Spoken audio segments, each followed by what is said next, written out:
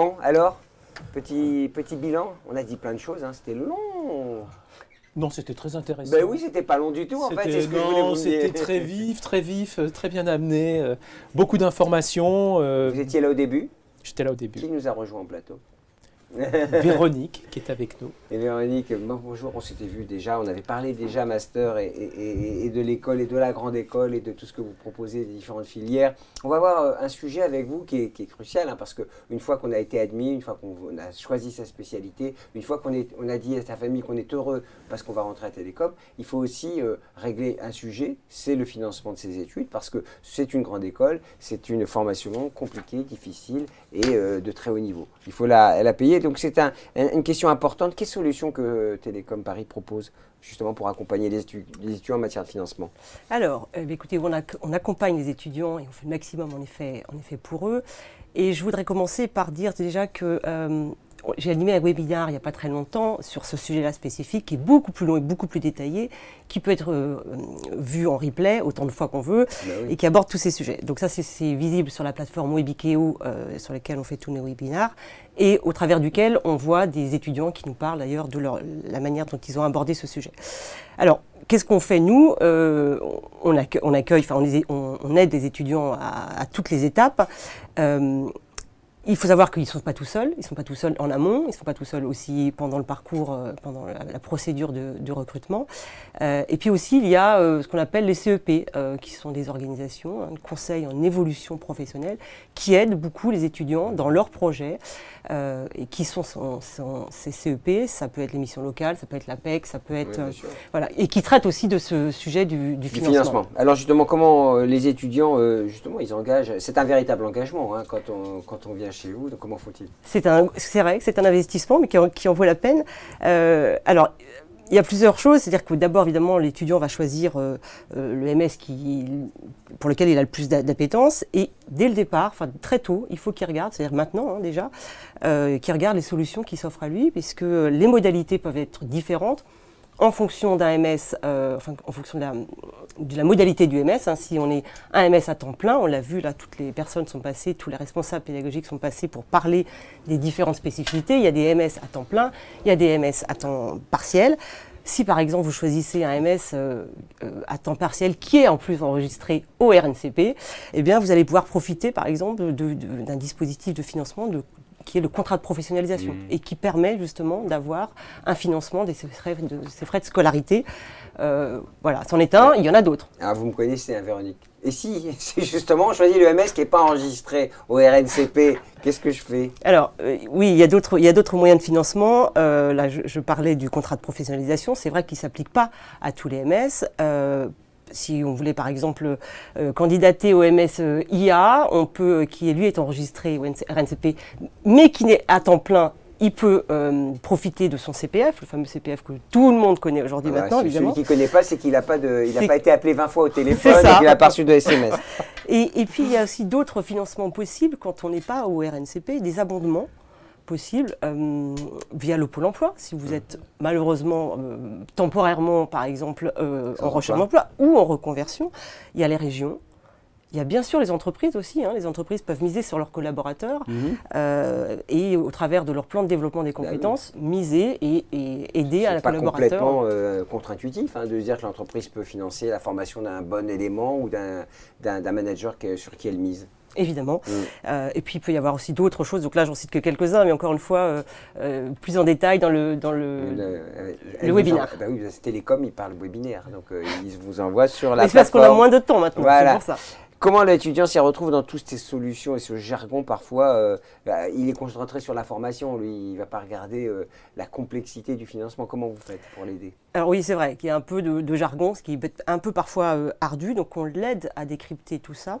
Et surtout, on l'a fait en début, et puis dès que les étudiants sont admis, on leur propose avoir une vision un peu plus micro de leur dossier. On va les étudier au cas par cas, avec des rendez-vous individuels ou collectifs.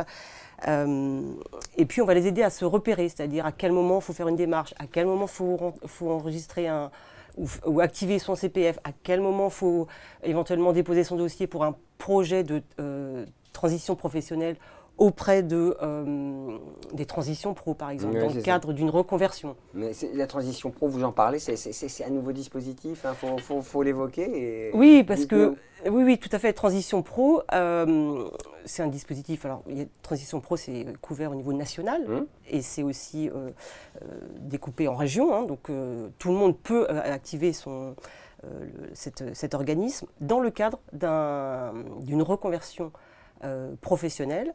Vous allez actionner le dispositif qui s'appelle PTP, projet de transition professionnelle. C'est presque aussi compliqué que les spécialités qui sont adressées par les masters. Il faut avoir un master spécialisé en financement de ça.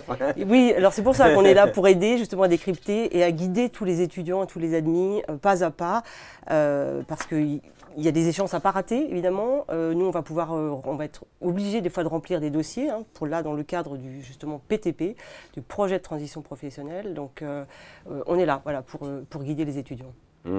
Alors, vous voulez ajouter quelque chose? Oui, ajouter quelque chose sur... parce que Véronique fait aussi partie, dans ses casquettes pour les masters spécialisés, d'un pôle à l'école qui s'appelle le pôle projet professionnel. Et donc, elle suit et accompagne aussi les étudiants à l'aval, c'est-à-dire pour le choix de leur thèse pro, pour le choix des stages. Donc, c'est important de voir qu'il y a un accompagnement des étudiants avant de venir au master, pour la recherche de leur financement et puis aussi pour essayer de trouver les meilleures opportunités pré-professionnelles, puisqu'on parle de stage ou de thèse professionnelle.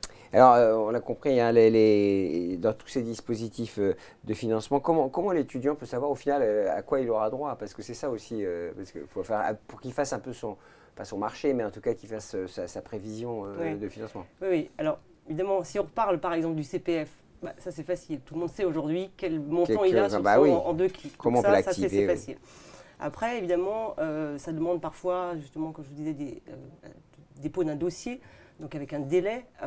Donc on fait des simulations. Après, si vous êtes par exemple auprès de Pôle emploi, votre conseiller peut vous donner une indication, une marge, enfin une fourchette un peu de ce qu'il pourrait donner. Les entreprises, c'est pareil. Donc à un moment, les choses se dessinent, s'affinent évidemment au fil du temps, mais voilà, donc ça veut dire qu'il faut s'y prendre un peu tôt, quoi. Il faut travailler un peu. Il faut s'y prendre maintenant. Il ne faut pas arriver à la veille pour le lendemain et savoir j'ai droit à combien. Non, ça n'existe pas. C'est bon de le savoir. Télécom Paris rayonne à l'international et les étudiants étrangers sont concernés par ces... Alors, les étudiants étrangers, les primo-arrivants, ne profitent pas de tous les mêmes dispositifs français que d'autres, mais peuvent aussi profiter de par leur stage de financement, évidemment, enfin, ça peut contribuer, à payer les frais de scolarité parce qu'ils ont leur stage à faire en entreprise qui dure entre 4 et 6 mois. Et à ce titre, bien sûr, ils ont des gratifications et on a déjà observé des gratifications qui peuvent aller jusqu'à 1 500, 2 000 euros. Donc ça peut contribuer en effet à payer les frais de scolarité, même pour les étrangers. Ouais. La hotline, c'est un sujet, on m'a glissé, qu'il fallait évoquer. La hotline. Alors, je ne connais pas par cœur le numéro de la hotline, il doit apparaître en bandeau. Oui, mais c'est quelque chose qu'il ne faut pas oublier. Oui, en effet, vous pouvez appeler et on va traiter votre dossier au cas par cas et on va regarder de manière micro, tout à fait. On a le sens du service à Télécom. Absolument, et on est en train de mettre en place des ambassadeurs, donc aussi par, je dirais, famille de MS. Donc voilà, on aura aussi ça pour se renseigner sur les contenus encore davantage.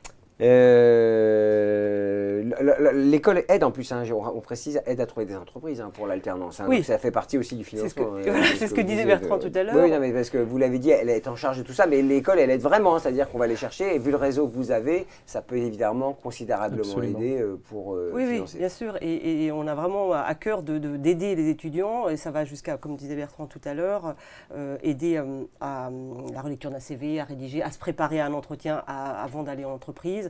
Et puis de mettre en relation, en effet, des entreprises qui nous demanderaient des contrats pro, de les mettre en relation avec nos étudiants qui sont admis et qui veulent y aller. On parlait du Master SMOP tout à l'heure. Voilà, et chaque année, on a des journées avec les partenaires entreprises où on présente l'ensemble de notre catalogue de formation. Donc tout le monde a bien conscience qu'on n'a pas simplement des ingénieurs, on a aussi des masters spécialisés qui ont des profils très intéressants, puisque parmi eux, il y a des gens qui ont une formation antérieure qui viennent complémenter. Donc ça veut dire qu'ils ont une double compétence. Et puis des gens qui font de la reprise d'études, donc déjà une grosse expérience et qui viennent acquérir par exemple des compétences transverses comme la science des données, comme la cyber, comme voilà. Bah oui. Alors un petit mot de fin pour celles et ceux qui nous regardent. On parle financement.